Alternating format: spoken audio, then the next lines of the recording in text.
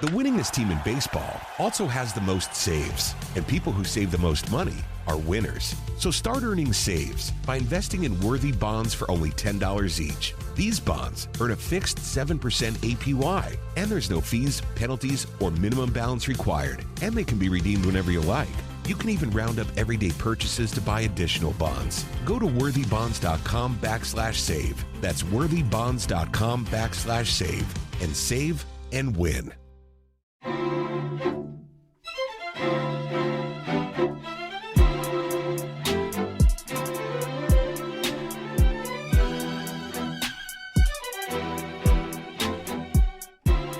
Welcome to the Janelle King Show. I am Janelle King, and this is Extra 106.3, and this is where we discuss kitchen table topics that are banned from family gatherings, but are super, super necessary to have a strong republic.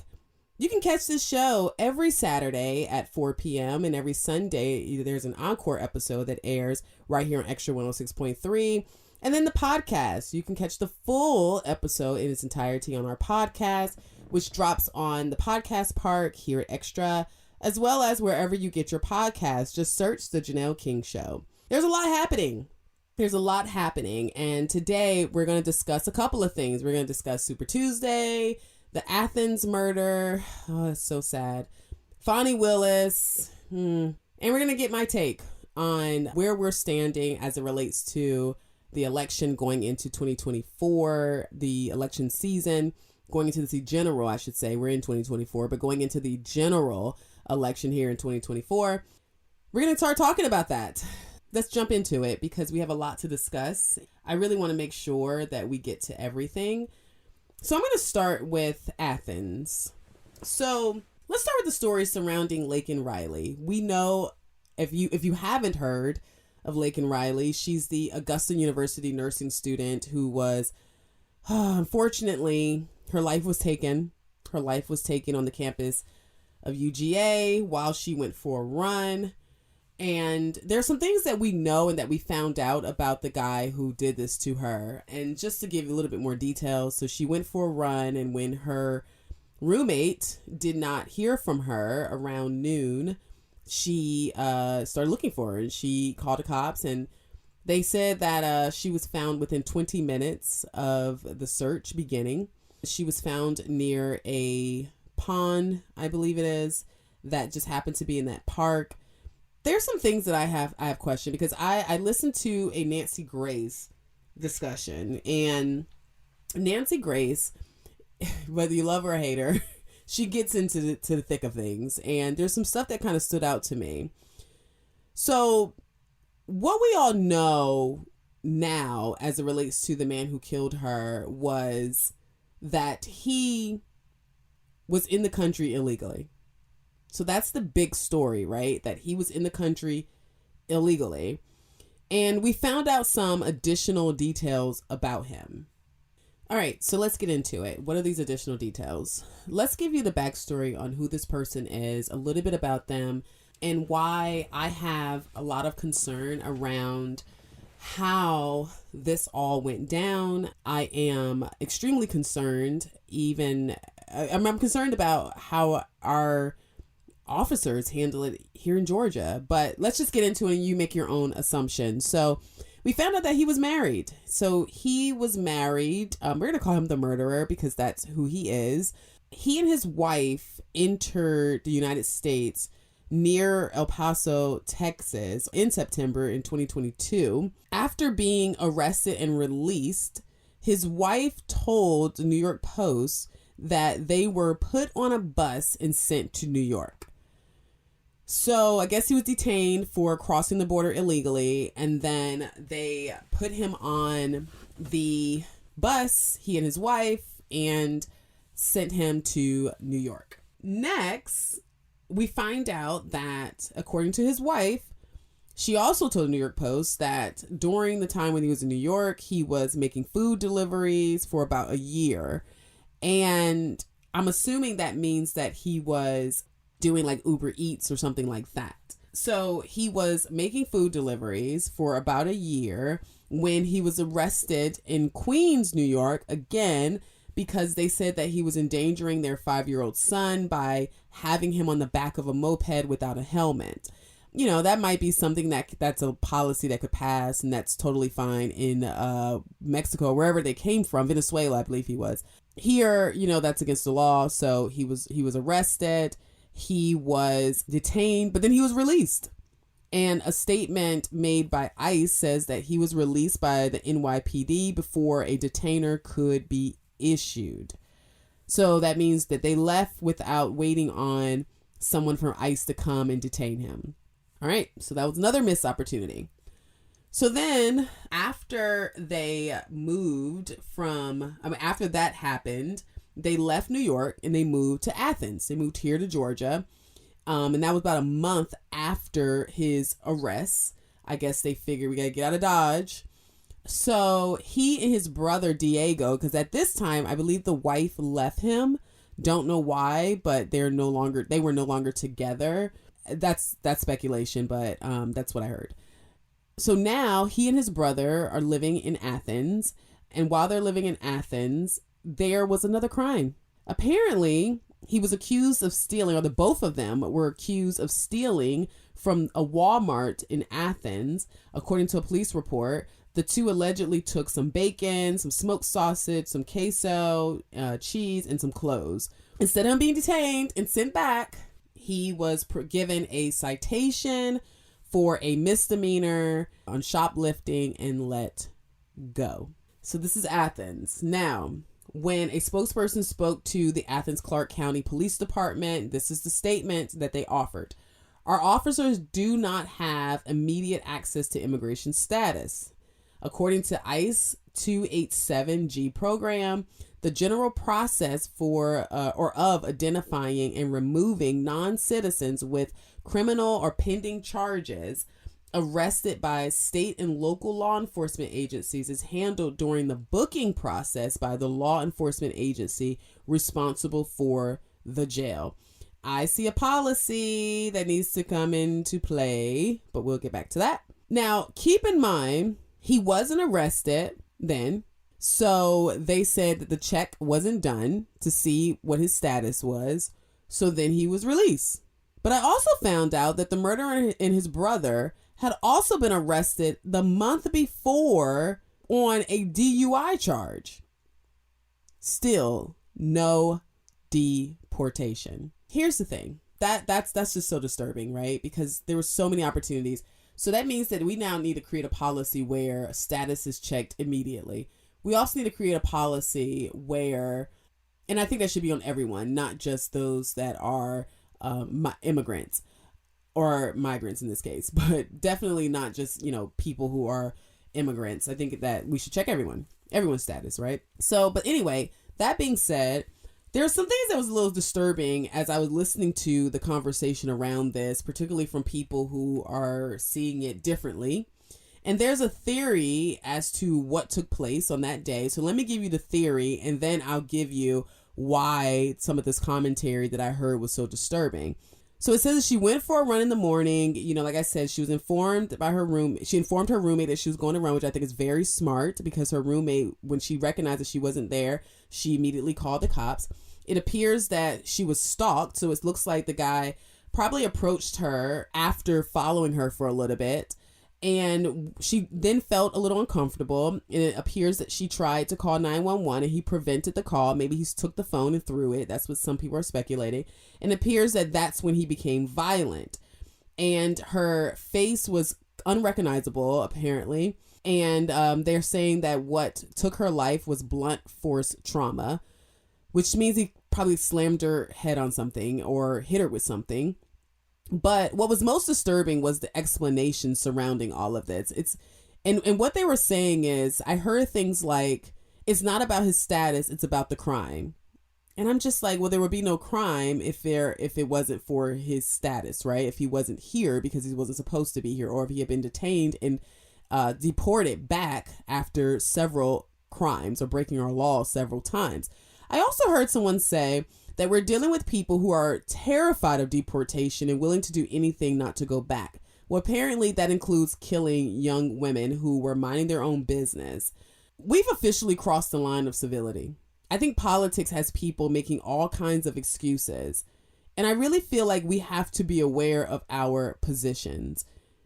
When we look at this situation here, there's a couple of things that stood out to me. One, the obvious, right? Which is, why wasn't he, his brother, his wife sent back? Now, mind you, it seems like the wife, I'm throwing her in there because she traveled with them across the border, but it seems like the wife is possibly seeing it, possibly, you know, just not a part of all of this and all the crimes and stuff. I don't think she was arrested outside of her crossing the border. However, the brother, Diego, and this guy have crossed our line as well as our border, but has broken the law several times.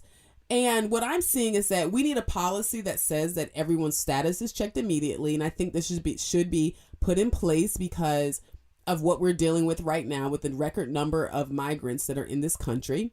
It would help to formulate some form of a database to understand where people are and what's going on. And then most importantly, we can deport those who don't want to follow the rules. I don't understand why we're not checking status immediately or why we have to wait until an arrest. And to my knowledge, if you shoplift, then I'm confused as to why they were not arrested. But either way, that's what happened. So that was quite disturbing to me. But then secondly, it's all this explanation around them. And then the guy who was talking about him being terrified of deportation, he says something like, I seriously doubt he did anything to her sexually because I seriously doubt it because of the fact that they are so terrified of going to be deported. So he probably just got scared, almost making an excuse. We've got to keep watching this story, but right now, I really want to see what happens. We got to continue this. I wanted to make sure you had more information, so you're sharing that as you're going on. I also wanted to make sure that you are aware of what's going on and making sure we understand that there's time now to start putting some policies in place to prevent things like this from happening from the ground level, right? But obviously the border is not protected, so we got to do something about it. All right, after the break, we're going to go into Super Tuesday. We're going to discuss Fani Willis and all that good stuff, so please stay tuned. You're listening to The Janelle King Show. I am Janelle King, and this is Extra 106.3.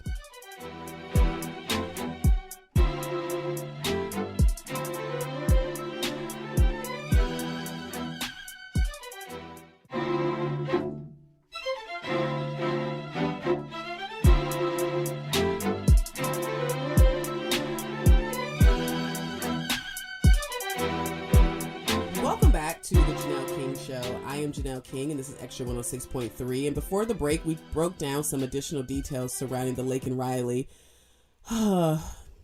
unaliving.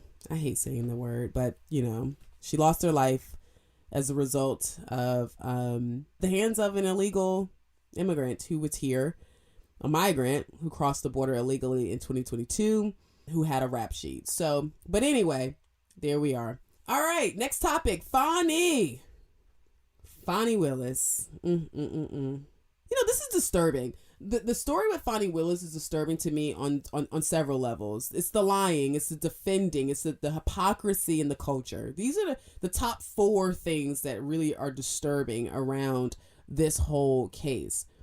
And I can go on and on and on about other things that I found, but I want to kind of hone in on the lying, the defending, the hypocrisy, and the culture. So let's start with how we got here in the first place. So for those of you who don't know, Fani Willis is our district attorney here in Georgia.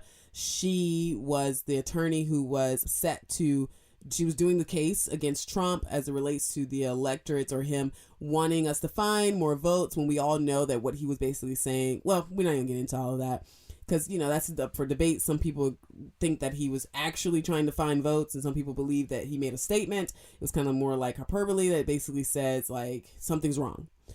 Either way, she's now taking him to court for election interference, and she believes that that statement was part of that, along with a host of other stuff and electorates and all this stuff. So if you don't know the case, go look it up. I don't want to take a whole lot of time on it. But now she's in a hearing because it came out that she possibly was in a relationship with Nathan Wade, who serves beside her on this case, who she gave this contract to. And people believe there's a conflict of interest because there were several trips that they went on that is believed to have been paid for by Nathan, which if he's in a contract with Fulton County, that means he's being paid, he's using tax dollars through a contract that was given to him by his girlfriend, and they're taking trips. And now they're trying to disqualify her from the case, and that's what the hearing is. So my number one question is, why lie? Number one, right? I mean, this to me could have been all over with a long time ago had she just was honest about it and then removed him from the case. But no. She decided to go to a church, and Warnock's church at that, Senator Warnock, went to his church and got in the pulpit and made this about race. She said that they're doing this because he's a black man. So we clearly know that was ridiculous, because if that's the case, then she should be upset with the black man who told Miss Attorney Merchant, who is the attorney who is representing one of the electorates, who told her about this whole situation. So it was a black man who outed the situation. But anyway, I'll digress. Why are we not seeing her attempt to use race as egregious on the left? Like, why are they not upset that she diluted this racism down to some personal situation that she put herself into? But anyway, that's them. So the lying is too much. And then the defending. I mean, she's talking about Nathan being cultured, he's a Southern gentleman, etc., and all these positive things, all while she's defending another woman's husband. And that is just wrong on so many levels. But the worst part about it is that we are pretty forgiving when it comes to these type of mistakes. I mean, infidelity is not brand new. It's something that is very common, particularly in politics, unfortunately. And we've forgiven people for worse, right? So I don't understand that. But the attacking of others while defending wrong is what gives me pause. And that leads into the hypocrisy. If you listen to Fani on the campaign trail, and she's speaking about her opponent, which was former DA Paul Howard, what you saw or what you would hear is her saying things like, no, I will not be sleeping with someone that I'm working with. No, I will not be doing all these things that she claimed Paul Howard was doing.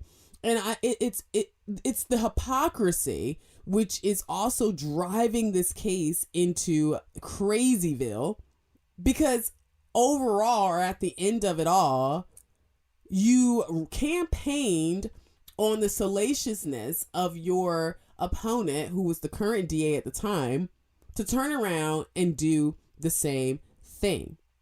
And I really believe that hypocrisy, it is something that does plague both sides of the aisle. And it's almost always certain that if you find yourself in hot water, when you step into this place of self-righteousness, not to say you shouldn't call out things that are wrong, but you better make sure that you look in the mirror first. That's the only requirement that I think you should have prior to stepping in a place of self-righteousness, prior to judging others, is to please make sure you take a look in the mirror yourself. And that leads me to the culture. So what is the culture? The culture, when I say the culture, I'm talking about the Black culture. I'm talking about the parts of our community that I hate the most. I always say that I love our people, love our community, and hate the culture. I hate our culture because our culture sets priorities that are not beneficial to the people that we are serving. It has these unspoken rules like don't snitch, or that you're supposed to, if it's a Black person, and you got to back them up no matter what, even if they did something wrong. Well, the culture tends to lean on the side of liberalism and Democrats. And so because she's a liberal, and because she was coming after Donald Trump, the culture says you need to support her regardless of whether or not you think she did something wrong. Don't question it. You support. I don't like that. What's most disturbing are those who condone or give her a pass for the aggressive behavior that she displayed when she walked in there into that and thought she was cute, sitting on the stand, demanding that they now question her when she wasn't called to the stand in the first place. So those who think it's cute when she stomped in there and took the stand and then went off on some implication that was made by the attorney, where she was just so angry that they alluded to the fact that she slept with Mr. Wade on the first night. Now that's what was more important to her. That was what was most concerning at that time.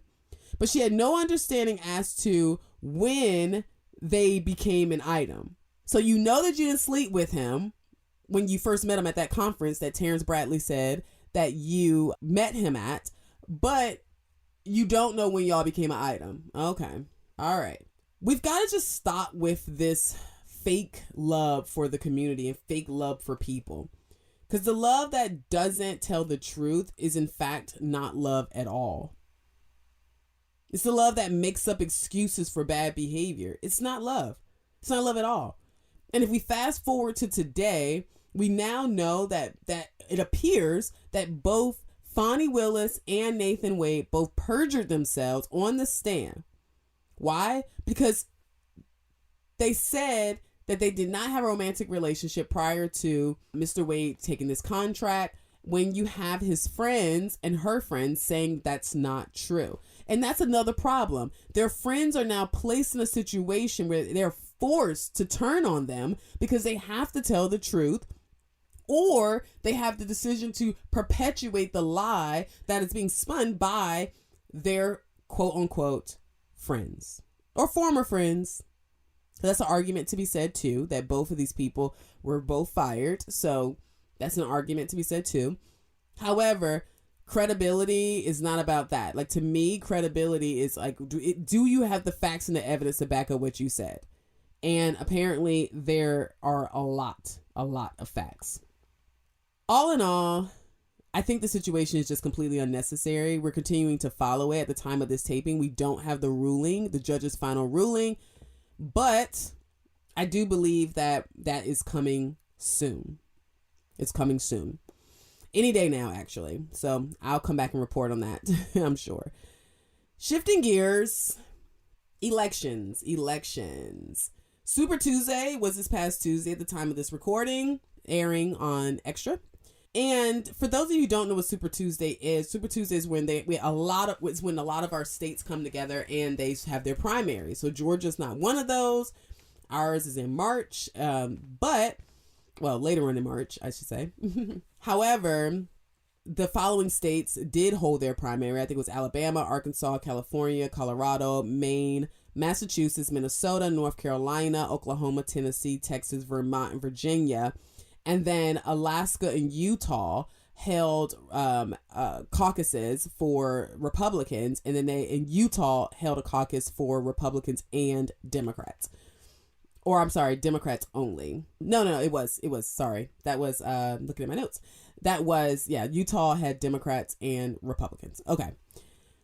Why is Super Tuesday so important? Well, it's super, super important, pun intended, because it influences the selection of the presidential nominees, as we can see, as well as, it's an opportunity for candidates to kind of accumulate their delegate points as well. It shows the climate of the country, right? I mean, these states represent a variety of different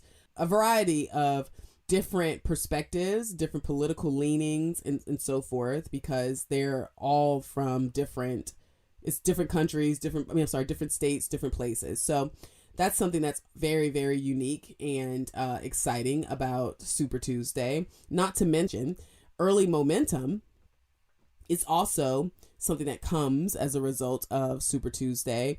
And then lastly, candidates who perform well on this day, like I said, they can solidify their position, while those who underperformed face the pressure of dropping out, which we saw has happened now that Super Tuesday has passed. So what happened this past Tuesday? Well, Trump swept, which I don't think anyone was surprised about that. I think we kind of knew that was going to happen. And then Nikki decided to suspend her campaign. This is what she said. Take a listen. Time has now come to suspend my campaign. I said I wanted Americans to have their voices heard. I have done that. I have no regrets. In all likelihood, Donald Trump will be the Republican nominee when our party convention meets in July. I congratulate him and wish him well. I wish anyone well who would be America's president. Our country is too precious to let our differences divide us. I have always been a conservative Republican and always supported the Republican nominee. But on this question, as she did on so many others, Margaret Thatcher provided some good advice when she said, quote, "Never just follow the crowd. Always make up your own mind." It is now up to Donald Trump to earn the votes of those in our party and beyond it who did not support him. And I hope he does that. At its best, politics is about bringing people into your cause, not turning them away. And our conservative cause badly needs more people. This is now his time for choosing. So you just heard Nikki's, I guess you call it concession speech, or we can call it her suspension speech, because I think she was just suspending her campaign, not succeeding to him because there wasn't a primary election as of yet with all the states. So anyway, that was her suspension speech. And a lot of people were upset because they felt like she should have endorsed Trump. Here's the thing. This is something we've got to talk about. And I think it's starting to become more and more of a conversation, right? Because I'm hearing it more and more in the news and in the media. But just because you feel like Trump is the only person who can save the country doesn't mean everyone else believes that as well. And the fact that you want people to stand on your word alone is just not good enough. Most voters, and we have to be mindful of this, but most voters are just not as politically involved. And telling them that democracy is at stake without explaining what that means is simply pushing them in a position where they're going to ignore you. Because you're doing all of this all while making excuses for bad behavior and bad language. And you're doing this all while the left is saying the exact same thing. The left is also saying that our democracy is at stake and that you have to save the country. So it doesn't work. It's just not as strong. And so I really want you to keep in mind that the party is not a monolith and that we all found ourselves in this position, rightfully so, meaning we all found ourselves on the Republican side, mostly because we're in a position where we just don't want to be controlled. I'm not a fan. For me personally, particularly as a Black woman, controlling my vote is a thing that's extremely normal to my community. The Democratic Party has controlled the vote heavily, even so much that the current president that's sitting in the White House right now, that was put in the White House by Black people based on the overwhelming support that he received, also told us that we're not Black if we don't vote for him. So being in a party where I'm being told that I'm somehow having to get in line if I don't want to do something, then I'm now no longer worthy of being a part of the party. All of that is creating this eerie feeling that I felt when it comes to the Democrat Party. It's just me, but it is. And I do think it's important that we note that there's something else that's happening when it comes to voters today. They're tired. They're tired of having to pick the lesser of two evils. They don't understand that. They're tired of it. They're tired of having to go into the polls out of obligation rather than conviction. They're tired. And if you listen to her speech, it echoes something that I deeply, deeply believe. But I'm going to give you that after the break. But before we go there, I have to say that I really want you, prior to going into the break, I really want you to think about a couple of things. We need to think about what is happening in this country beyond the obvious. What do I mean by the obvious? The border is an obvious. The economy is the obvious. Healthcare, it's pretty obvious. So there are things that politically we know we can talk about. Like I said, we know it's obvious. We know it's just par for the course. However, what I am really wanting us to pay attention to is the emotional state of voters. I've always said that it's a concern of mine when you lose sight of the fact that voters are people. When you lose sight of the fact that we are all in this simply trying our absolute best to figure out how we can make it all work. We can't lose sight of the fact that people want to feel good about the decisions that they make. People want to feel good. The number one question that's being asked right now is whether or not there is a strategy for embracing those voters who are not in support or do not want to vote for Trump. The voters that have said, I will not vote for him no matter what. Is there a plan for embracing them? That's where many of the voters are, and that's the questions that are being asked, particularly to leadership. I know Mike Johnson, Speaker Mike Johnson, recently was interviewed, and he was asked that very question. You know, what should we do about the voters that are disenchanted, that just said they would not vote for Trump no matter what? And his response was interesting because he immediately went to, well, look at the economy, look at the border, look at all the things that are happening.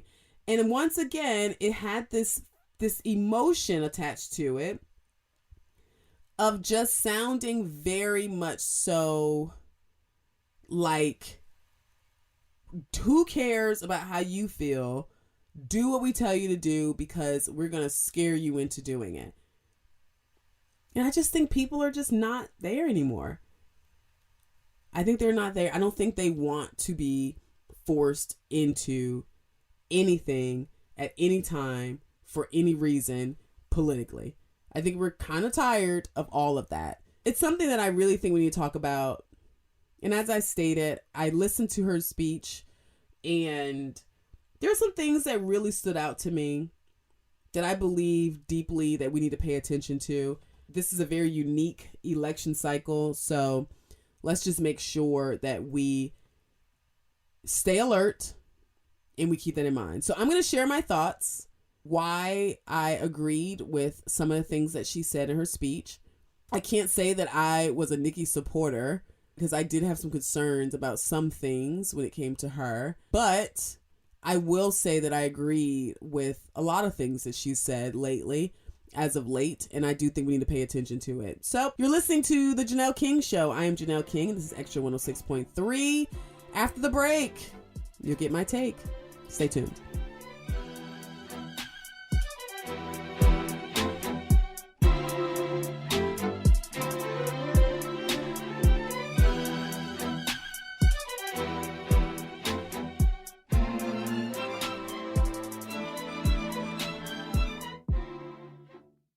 You want to be ahead of it? You want to be at the water cooler? You want to have the information first? Well, tune in because Tug, Rhino, Carlos, we're going to have it for you. Only place you'll get it, and the place you'll get it first. The Morning Extra, 6 to 10 a.m. on Extra 106.3 FM and the Extra app.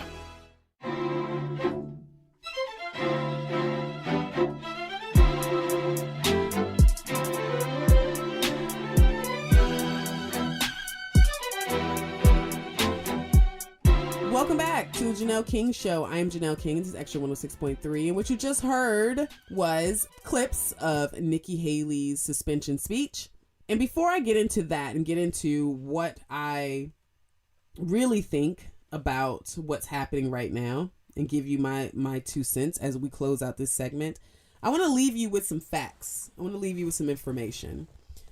72% of voters, and let me make sure I can tell you, give me 1 second, make sure I can tell you exactly where I got this from. There was a poll that was taken, a Fox News poll that was taken February 25th through the 28th of 2024. It was 1,262 registered voters with a margin of error of 2.5%. The polls showed that 72% of voters are dissatisfied with how things are going. No shocker there. But here's the stats that really stood out to me. 60% view Biden and Trump unfavorably. 60% of the registered voters that was taken in this survey. 18%, almost 20%, said that they will support a named third party candidate. Nikki said it's about bringing people in, not turning them away. Here's what I deeply, deeply believe in my heart and what I think we need to pay attention to. I believe we have a new swing voter, and I've been saying this as of late during my media hits, and I'm going to keep saying it. The new swing voter are the voters who did not support Trump or Biden in the primary. These are the 30 and 40% of people that went out and voted for Nikki Haley instead of Trump.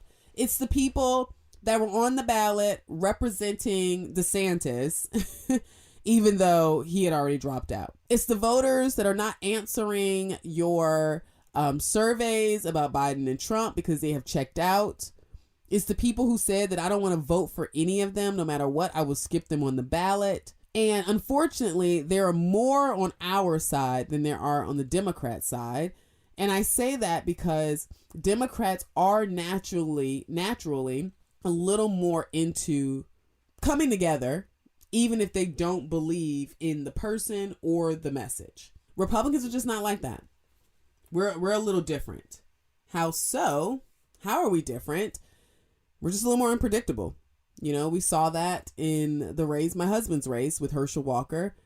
You know, he lost by a small margin and he didn't have to. A lot of the Republicans swept during that cycle. So it clearly was Republicans who refused to support him because we're very unpredictable. And when you have people whose religious beliefs or their conviction, their spiritual conviction carries more weight than their political conviction, then that's a little bit harder to sway. So now that we know we have this new group of swing voters, the challenge that Biden's going to have is that he has a terrible past record. He's currently doing terrible. And so he's in an uphill battle. But Trump is in a better position if he takes heed. If he finally decides to listen to people around him and take heed of the advice, whether he likes it or not, I think he's in a much better position because what he is up against is rhetoric versus policy. And you have to keep in mind that there are a lot of new voters who have no recollection of 2016. That was about 8 years ago. So we keep going back to 2016. We keep going backwards. And we find ourselves in a position where as time passes, new voters emerge. And these voters don't have that past, data to attach itself to in order to kind of force themselves to crawl into the polls and vote. So you have that as a challenge. And many people are just feeling like they're tired of being silenced. You have to understand the heart of the voters who decided they wanted to support someone else in the primary.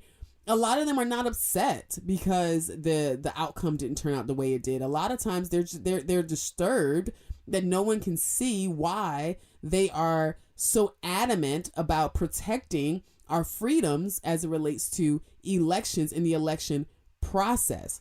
Many of these voters, as I stated, felt silence in the conversations that I had. It's like, if I disagree with Trump or I disagree with something that he does or says, then I'm going to have to just shut up. Or if I say something, I'll be a rhino for life and be attacked. A lot of these voters felt disrespected. They feel like their voice isn't being heard. So looking past the primary, which is something that's always difficult for Republicans, there is this self-righteous attitude that I mentioned in the earlier block that tends to turn people off. And I personally truly believe that it's the supporters more so than the president that's turning people off. But the president continues to empower these people. They empower them to be mean to you, to shout you down. I mean, look at how Nikki Haley is being treated simply because she decided that she had a different message for a different group of voters, since we're not a monolith. Look at how we're responding to her bringing Democrats over to vote Republican. I mean, is that not what we're supposed to be doing? But instead of taking that and running with it and saying, man, look at what she's doing. No, we're going to attack her. And I'm one of those people where I don't like his jokes. I don't like the crass remarks. I think we can do without them. But I happen to be someone who is open to voting despite my feelings. But that's not always the case. I believe that if Trump wants back in, he's going to have to embrace those who did not support him. I think he should call Nikki and ask for her support, because she's holding 30 to 40% of voters that are contemplating what they should do in this particular situation. I also think he should consider Ron DeSantis as his vice president, because Ron will be able to pull in some of those individuals by basically showing that they have a plan, because that's one way to get people on board, because right now we don't know where Trump stands on things. So a lot of voters are feeling like, I'm waiting to see what he's going to say in the general. And I think he could use a little bit of support, someone to back him a little bit. And I also think that he needs to equip his supporters with more than insults. We can't just keep running around sharing memes that are funny or little videos and all that stuff. We're doing real policy here. We got real issues are in front of us. So it's time to equip your supporters with more than just insults. Give them something that we'll be able to hold on to. Now, I personally believe that President Trump is in a perfect position to fix this, to bridge that gap. I noticed, like some others, that when he gave his when he gave his celebratory speech after winning the Super Tuesday election stuff, he said that, he was nicer to the media. So I do think that he's changing his tone a little bit. But yeah, so that's just my take. That's my take on what I think he can do. Let me know what your take is. You can go to Tuss Talk, to my Tuss Talk page, which is on allthingsjking.com. Or you can catch the encore of this episode at 9 a.m. tomorrow right here on Extra 106.3. And don't forget, the podcast will be dropping this coming Tuesday. Thank you so much for listening. Thank you so much for embracing my take. Please enjoy your week. Have a great day.